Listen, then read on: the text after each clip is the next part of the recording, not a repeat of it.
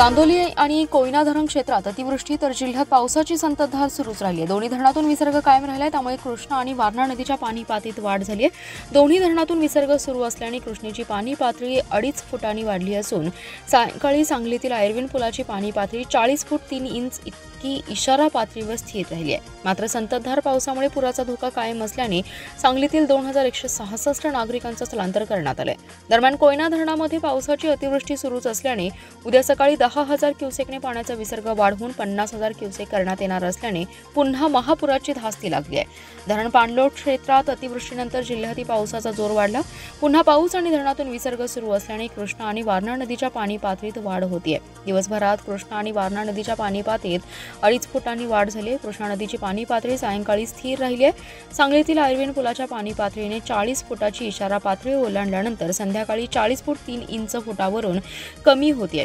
जिल्ह्यात निर्माण झालेल्या पूरस्थितीचा धोका 2 दिवस कमी झाला होता, परंतु धरण क्षेत्रात सुरू असलेल्या अतिवृष्टीमुळे धरणातून पाणी सोडण्यात येते, त्यामुळे कृष्णा आणि वारणा नदी काठावर पुराचा धोका निर्माण झालाय। पुराचं पाणी कमी झाल्याने सांगलीतील शहरातील स्थलांतरित झालेले लोक स्वतःच्या घरी परतलेले होते, मात्र प्रशासनाने त्यांना पुन्हा स्थलांतराचे आदेश दिले, त्यामुळे पूरग्रस्तांची धाकधूक वाढली आहे। कृष्णा आणि वारणा नदी काठावरील पिके अद्यापही पाण्याखाली आहेत। जिल्ह्यातील 24 पूल आणि 12 बंधारे पाण्याखाली कायम आहेत। जिल्ह्यात 5 राज्यमार्ग आणि 22 प्रमुख जिल्हा मार्गावर पाणी असल्याने त्यासाठी पर्यायी मार्गावरून वाहतूक सुरू आहे।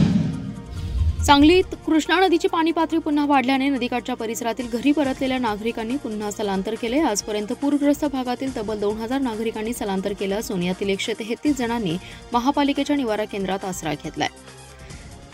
पोलीस अधीक्षक संदीप घुगे, महापालिका आयुक्त शुभम गुप्ता आणि अतिरिक्त आयुक्त रविकांत अडसूळ यांनी पूरग्रस्त भागात पाहणी करून नागरिकांशी संवाद साधला, तसेच पाणी वाढत असल्याने वेळी स्थलांतर होण्याचं आवाहन केलं।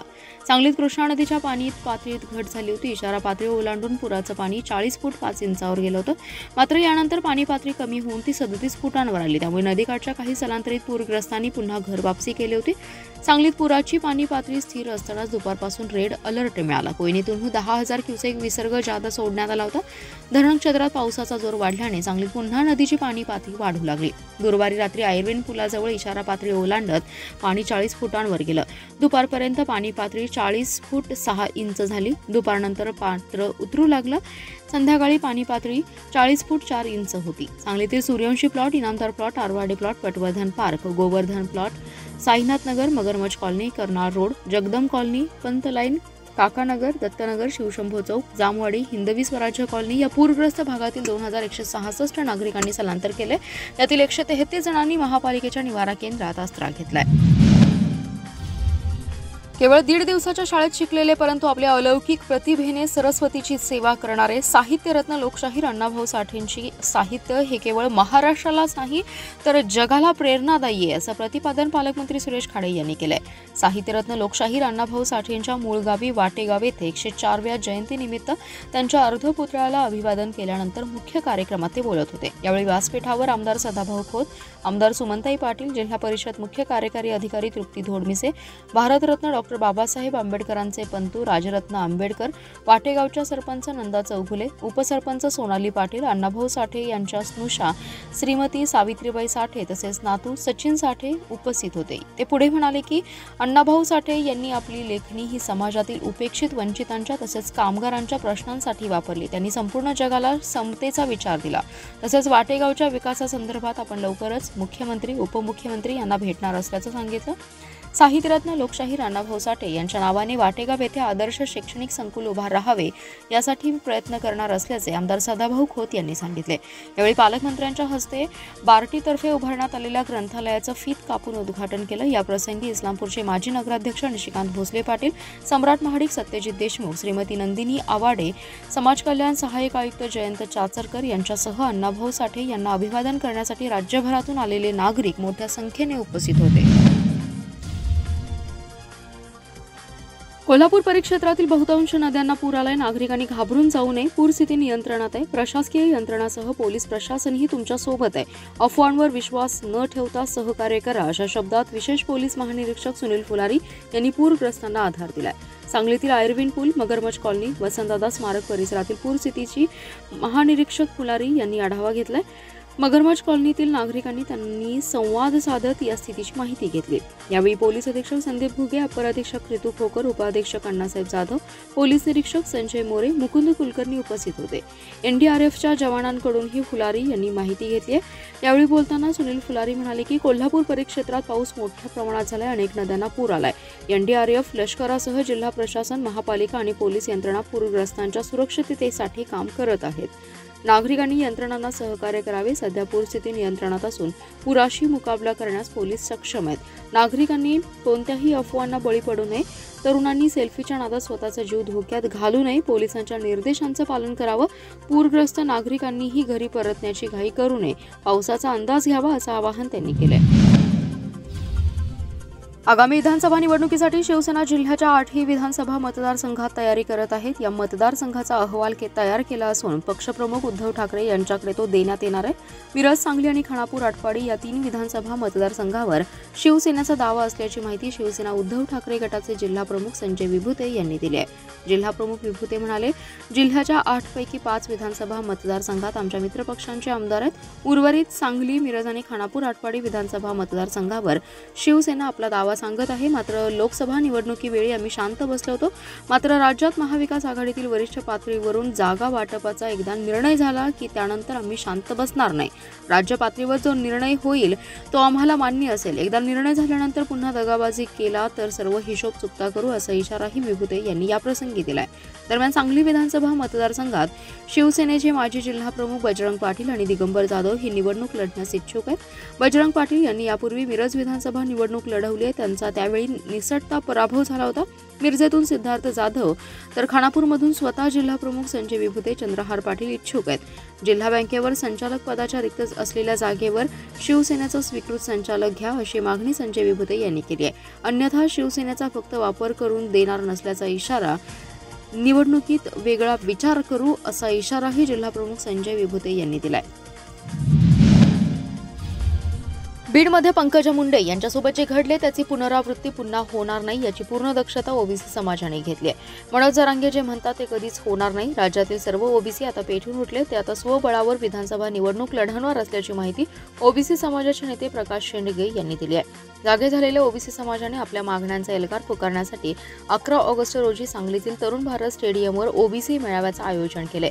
या मेळाव्यास छगन भुजबळ, विजय वडेट्टीवार, लक्ष्मण हाके, गोपीचंद पडळकर यांच्यासह ओबीसी समाजाचे नेते उपस्थित राहणार असल्याचं देखील त्यांनी यावेळी सांगितलं। यावेळी बोलताना प्रकाश शेंडगे म्हणाले, मनोज जरांगे हे आमदार पाडण्याची जी भाषा करतात ती योग्य नाही। मराठा समाजाची संख्या 10% सुद्धा नाही। ओबीसींची संख्या ही 60% वर आहे। भटका समाज, दलित, आदिवासी हे ओबीसी समाजासोबत येणार आहेत। सगळ्या सोयऱ्यांचा GR काढणं ही सरकारची परीक्षा आहे। आम्ही याच्या विरोधात 8.5 लाख ऑब्जेक्शन नोंदवलेत। जोपर्यंत याचा विचार सरकार करत नाही तोपर्यंत सगळ्या सोयऱ्यांचं काही होणार नाही। जर याचा विचार सरकारने केला तर आम्ही त्याला न्यायालयात आव्हान दिलेलं आहे। आमची न्यायालयीन आणि रस्त्यावरची लढाई सुरू आहे।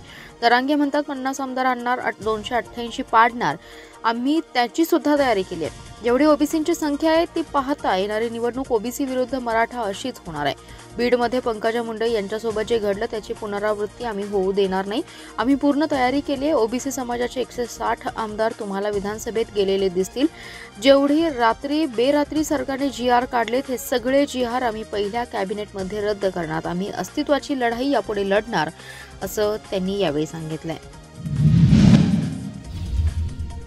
सांगलीतील कुपवाड रोडवरील लक्ष्मी मंदिर जवळ रस्त्यावर मोठ्या प्रमाणात पाणी साचून दयनीय अवस्था झाली आहे। सदरच्या रस्त्याचं काम अतिशय निकृष्ट झाले असून या ठिकाणी 12ही महिने पाणी साचून महापुराची स्थिती असते।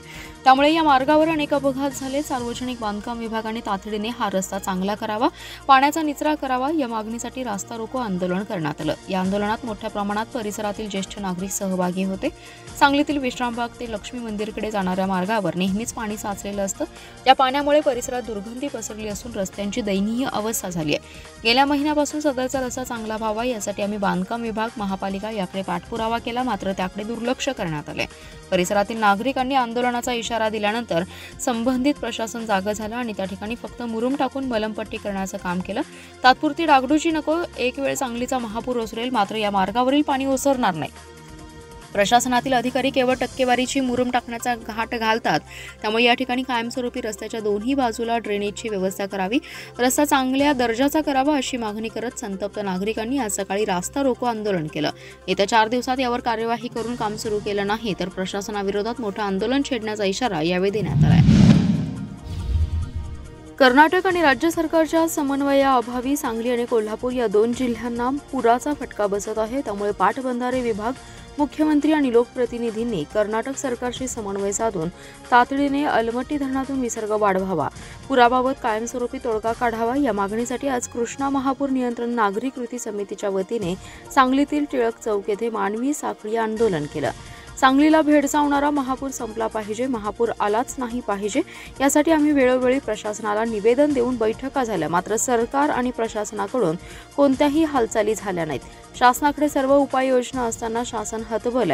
अलमट्टीच्या काही लोकांनी पाण्याचा विसर्ग केला नसल्याने सांगली आणि कोल्हापूर जिल्ह्याला पुराचा फटका बसला. यामध्ये सामान्य नागरिकांचं मोठ्या प्रमाणात नुकसान झालंय. या नुकसानीची शासनाने गंभीर दखल घेऊन समिती नेमून कारवाई करावी असा निर्णय बैठकीत घेण्यात आलाय. कृष्णा अलमट्टी समिती लवकरात लवकर गठीत करावी. अलमट्टी धरणातून 4 ते 4.5 लाख क्युसेक विसर्ग करण्यात यावा. 2 ते 3 दिवसात मोठ्या पावसाची शक्यता असताना प्रशासन मात्र काहीच हालचाली करत नाही. प्रशासन वेळेस हालचाली केल्या असत्या तर ही वेळ आलीच नसती याचा निषेध करत आज सांगलीतील कृष्णा काठा शेजारील टिळक चौक येथे मानवी साखळी करून आंदोलन करण्यात आले. या आंदोलनात दिवाण सर्जेराव पाटील, काँग्रेसचे शहर जिल्हाध्यक्ष पृथ्वीराज पाटील, शिवाजी डोंगरे, भाजपच्या नेत्या नीता केळकर, उर्मिला बेलवलकर, स्वाभिमानीचे संदीप राजोबा यांच्यासह नागरिक सहभागी होते. कवठेमहांकाळ तालुक्यातील आरेवाडी तसेच करेवाडी येथे सशस्त्र दरोडा पडला होता. या दरोड्यातील आरोपींना पकडण्यासाठी पोलिसांनी 4 चिठ्ठ्या भीमा शिंदे, विनोद उर्फ उद्देश सुभाष पवार, निनाथ सुभाष पवार, विष्णू सुभाष पवार या 4 आरोपींना शिताफीने अटक करून त्यांच्याकडून 1,16,900 रुपयांचा मुद्देमाल जप्त केलाय. कोल्हापूर परिक्षेत्राचे विशेष पोलीस महानिरीक्षक सुनील फुलारी यांनी 5 पोलिसांचा मिरज ग्रामीण पोलीस ठाण्यात प्रशस्ती पत्र देऊन गौरव केलाय. मिरज तालुक्यातील निलजी येथे शेतात कर्नाटकातील मजूर कुटुंब 2 लहान मुलांसह वास्तव्यास आहेत. मध्यरात्री 4 चोरटे या मजूर कुटुंबाच्या घरात शिरले. सुमारे 30 ते 35 वयोगटातील चोरट्यांनी तोंडाला रुमाल लावून शेतमजूर दाम्पत्यास कोयत्याचा धाक दाखवून मौल्यवान साहित्याची मागणी करून महिलेस मारहाण करून सोन्या चांदीचे दागिने लुटले. शेतमजुरास घराबाहेर नेले आणि 2 चोरटे घरात शिरले. दोघांनी शेतमजूर महिलेवर सामूहिक बलात्कार केला. त्यांच्यावर मिरज ग्रामीण पोलिसात जबरी चोरी आणि सामूहिक बलात्काराचा गुन्हा दाखल आहे. यातील आरोपींची माहिती मिळाली असून पोलिसांचा तपास अंतिम टप्प्यात आहे. लवकरच आरोपींना अटक केली जाईल अशी माहिती विशेष पोलीस महानिरीक्षक कोल्हापूर परिक्षेत्र सुनील फुलारी यांनी पत्रकार बैठकीत दिली आहे. दिव्यांग बांधवांना भत्ता तात्काळ खात्यावर वर्ग करू अशी ग्वाही उपायुक्त वैभव साबळे यांनी दिली आहे. मदनभाऊ पाटील युवा मंचाच्या वतीने अपंगांना शासन निर्णयानुसार सुविधा द्या, भत्ता वर्ग करा या मागणीसाठी महापालिकेवर काढण्यात आलेल्या मोर्चावेळी प्रशासनाने आश्वासन दिले. महापालिका क्षेत्रामध्ये अपंगांची संख्या खूप मोठ्या प्रमाणात असून समाजातील दुर्लक्षित घटक म्हणून त्यांच्याकडे अन्य समाज पाहतो. इतर समाजाबरोबर त्यांची आर्थिक, शैक्षणिक, सामाजिक, कला, क्रीडा या क्षेत्रात प्रगती करायची असेल तर शासन निर्णयानुसार ताबडतोब त्यांना सेवा सुविधा मिळणं हे अत्यंत गरजेचं आहे. वारंवार अपंग बांधवांनी आपल्याला निवेदन दिली आहेत. मदनभाऊ पाटील युवा मंचाचे काल अपंगांच्या मागण्यांसाठी मोर्चा काढत मागण्यांचं निवेदन दिलं. दिव्यांगांचा 5% राखीव निधी इतर ठिकाणी खर्च केला जातो, तो पूर्णपणे थांबवून सर्वच निधी दिव्यांग बांधवांच्या बँक खात्यात वर्ग करण्यात यावा. महापालिका क्षेत्रातील दिव्यांगांना सार्वजनिक ठिकाणी व्यवसाय करण्यासाठी गाळे उपलब्ध करण्यात यावेत. दिव्यांगांना विनाअट घरकुल मंजूर करावेत. पिंपरी चिंचवड महानगरपालिकेच्या धर्तीनुसार पेन्शन योजना दिव्यांगांना देण्यात यावी. दिव्यांगांची घरपट्टी माफ करण्यात यावी. दिव्यांग खेळाडूंना प्रोत्साहनात्मक मानधन दरवर्षी देण्यात यावं यांसह अन्य मागण्या यावेळी करण्यात आल्या. मागण्या मान्य झाल्या नाहीत तर यापेक्षाही मोठ्या स्वरूपात आंदोलन करण्यात येईल असा इशाराही यावेळी देण्यात आलाय.